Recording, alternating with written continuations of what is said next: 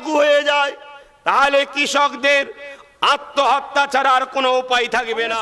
বলো না, আমি কি বলেছি, যে ধর্মই হোক না কেন, যে বর্ণই হোক না কেন, যে ব্যানার, এই কৃষকদের পক্ষে কোনো ব্যানার দেখবেন না, শুধু দুটো ব্যানার ছিল, একটা তৃণমূল কংগ্রেস আর একটা হচ্ছে কৃষকদের এই আন্দোলনটাকে সাপোর্ট করে কৃষক ভাইদের সাথ দিয়ে কৃষকের আন্দোলনকে আরো শক্তিশালী করে তোলা দরকার, ঠিক না বেঠিক? শুভেন্দু অধিকারী না, আপনি দেখতে থাকুন দিদিমণি, বা দিদিমণি কবে যাবে সেটা দেখতে থাকুন।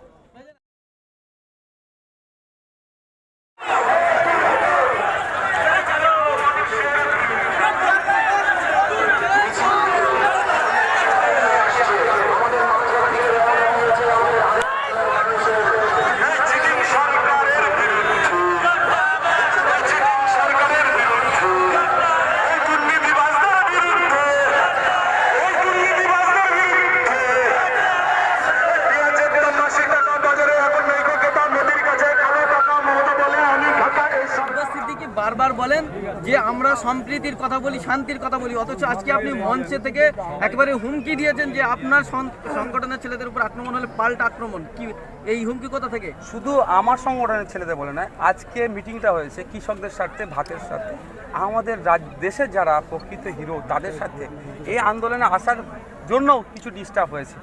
তো পাল্টা আক্রমণের কথা বলা হয়নি, আইনি গণতান্ত্রিক পদ্ধতিতে আমরা দেখি। মাথার ঘামকে পায়ে ফেলে মেহনত করে আমাদের মুখে খাবার তোলার মাধ্যম হয়।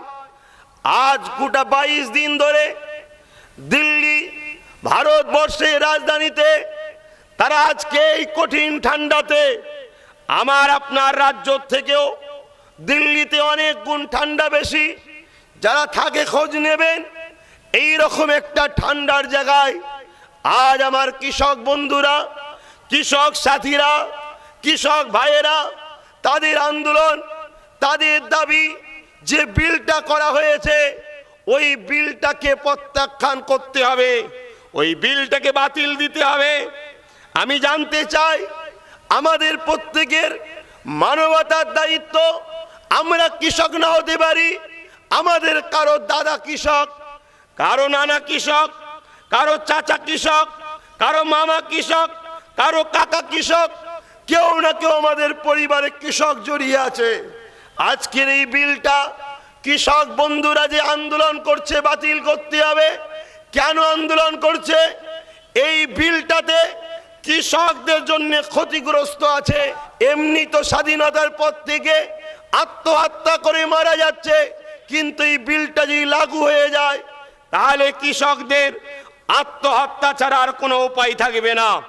তারা মেহনত করবে, তারা তাদের ফলের দাম দিতে পারবে না। তারা জমিনে রক্ত ঝরাবে, তারা তাদের ফলের দাম দিতে পারবে না। তারা এমন করে ভোরবেলা উঠে জমিনে গিয়ে মেহনত করবে, তারা তাদের ফলের দাম দিতে পারবে না। সেই জায়গায় দাঁড়িয়ে থেকে প্রত্যেকটা মানবতা প্রেমী মানুষের, কে কোন দল করেন, কে কোন পার্টি করেন, কে কোন কাস্টের, আমার মনে হয় পীর সাহেব হোক, সিএম হোক, ডিএম হোক, পিএম হোক, সবাই কিন্তু কৃষকের কাছে ঋণী। আজ আমাদের সবার উচিত এই কৃষকদের এই আন্দোলনটাকে সাপোর্ট করে কৃষক ভাইদের সাথ দিয়ে কৃষকের আন্দোলনকে আরো শক্তিশালী করে তোলা দরকার, ঠিক না বেঠিক?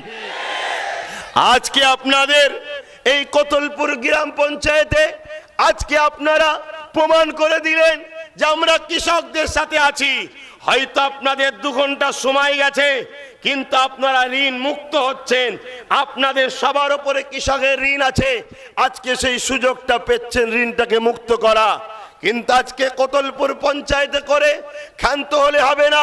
এই আন্দোলন আমাদেরকে আগামী দিন 15 জন হয় কলিকাতার রাজপথে টেনে নিয়ে যেতে হবে। সেই আন্দোলনেও আপনারা কৃষকদের সাথে দিবার জন্য কলিকাতার রাজপথে যেতে রাজি আছেন? হাত তুলে বলুন রাজি আছেন?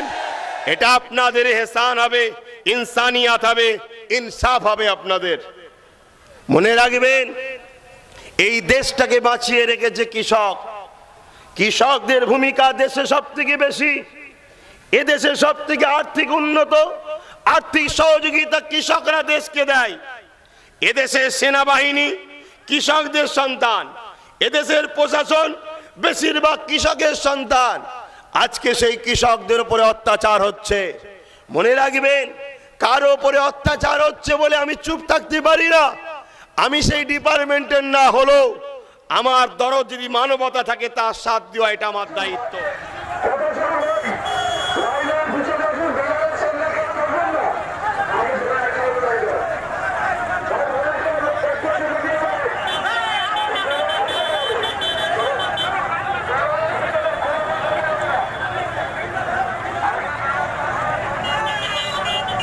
বললেন যে ভাইপো 1,80,000 বস্তা আলু লুকিয়ে রেখেছিল লকডাউনের সময়, কোথা থেকে পেলেন এই তথ্য? ভাইপো নামে যে বিখ্যাত, তাকে যে জিজ্ঞাসা করবেন আমার কথা সত্যতা, আর যদি আমি মিথ্যা কথা বলি আইনি নোটিশ পাঠাতে বলবো। শুধু ভাইপো না, এখানে অনেকে আছে, একজন 15 লক্ষ বস্তা আলু স্টোরেজ করে রেখেছিল, সেই জন্য দামটা যতদিন না তারা পাচ্ছিল তাদের মনের মধ্যে তারা আটকে রেখেছিল, ওকে ছেড়ে দিয়েছে। তো কে নয়া কৃষি বিল যেটা আসছে আসতে চলেছে সেটা সেম হবে। যে 1955 সালে একটা অ্যাক্ট ছিল, আইনের মাধ্যমে বলা ছিল যে স্টোরেজ করার জন্য একটা নির্দিষ্ট লিমিটেশন থাকে, এর ঊর্ধ্বে করতে পারবে না। কিন্তু যে 2020 সালে যে বিলটা নিয়ে এসেছে আইনটা, সেটা কিন্তু ওটা লিমিটেশন ব্রেক আছে, কোনো আনলিমিটেড কোনো লিমিটেশন নেই, যার ফলে যারা পুঁজিপতি তারা তাদের টাকা দিয়ে মার্কেট থেকে দাম অনেক টাকায় মাল তুলে তারা স্টোরেজ করবে, এবং আমাদের সাধারণ মানুষ যারা আছে মার্কেটে ক্রাইসিস তৈরি করে তারা যে আবার মালটা ছাড়বে সেটা দামে ছাড়বে। আব্বাস সিদ্দিকী বারবার বলেন যে আমরা সম্প্রীতির কথা বলি, শান্তির কথা বলি, অথচ আজকে আপনি মঞ্চে থেকে একেবারে হুমকি দিয়েছেন যে আপনার সংগঠনের ছেলেদের উপর আক্রমণ হলে পাল্টা আক্রমণ। কি এই হুমকি কোথা থেকে? শুধু আমার সংগঠনের ছেলেদের বলে নয়, আজকে মিটিংটা হয়েছে কৃষকদের স্বার্থে, ভাতের স্বার্থে, আমাদের দেশের যারা প্রকৃত হিরো তাদের সাথে এই আন্দোলনে আসার জন্য কিছু ডিস্টার্ব হয়েছে। তো পাল্টা আক্রমণের কথা বলা হয়নি, আইনি গণতান্ত্রিক পদ্ধতিতে আমরা দেখে নেব কী করতে, কারণ এতদিন হল বিগত দিন আমরা গণতান্ত্রিক পদ্ধতিতে এগিয়েছি, কিন্তু একটু ধীর গতিতে এগিয়েছি। সরকারের বিরুদ্ধে দুটো সরকারের একদম কেন্দ্র সরকারের বিরুদ্ধে যেটা মানা করছি, রাজ্য সরকারের বিরুদ্ধে যেটা মানছি। কেন্দ্র সরকার আমাদের কৃষকদেরকে বিলটা আপনারা সবাই জানে। রাজ্য সরকারের ব্যাপারটা বলি, রাজ্য সরকার কেন্দ্র থেকে একটা প্রকল্প আছে যার দ্বারাই সারা ভারতবর্ষে কম বেশি 12 থেকে 14 কোটি কৃষক ভাইরা উপকৃত হবে, একটা ভাতা পায়, মাসিক বাৎসরিক 6,000 টাকা করে একটা সম্মানিত ভাতা পায়, যেটা আমাদের পশ্চিমবাংলায় 1 কোটি কৃষক ওই স্কিমের আওতায় পড়ে। কিন্তু দিদিমণি পরিকল্পিতভাবে সেই ভাতাটাকে আটকে রেখেছে। তাহলে 1 কোটি কৃষকের ভাতাটা 2 বছরে 6,000 করে 12,000 টাকা, প্রতিটা 1 কোটি কৃষকের টাকা আটকে রেখেছে পরিকল্পিতভাবে। তাহলে দিদিমণি কৃষকদের স্বার্থে কোথায়, কৃষকদের পক্ষে কোথায়? কি দিদিমণি টাকা কৃষক আন্দোলনে যাবে কেন কৃষকরা? কংগ্রেস সিপিএম বলে না, আমি কি বলেছি, যে ধর্মই হোক না কেন, যে বর্ণই হোক না কেন, যে ব্যানার, এই কৃষকদের পক্ষে কোনো ব্যানার দেখবেন না, শুধু দুটো ব্যানার ছিল, একটা তৃণমূল কংগ্রেস আর একটা হচ্ছে বিজেপি। এই দুটো ব্যানার ছাড়া যা করো ব্যানারে যাবে, যারা গণতান্ত্রিক পদ্ধতিতে কৃষকদের পক্ষে আন্দোলন করে যেতে পারে। শুধু শুভেন্দু অধিকারী না, আপনি দেখতে থাকুন দিদিমণি বা দিদিমণি কবে যাবে সেটাই দেখতে থাকুন।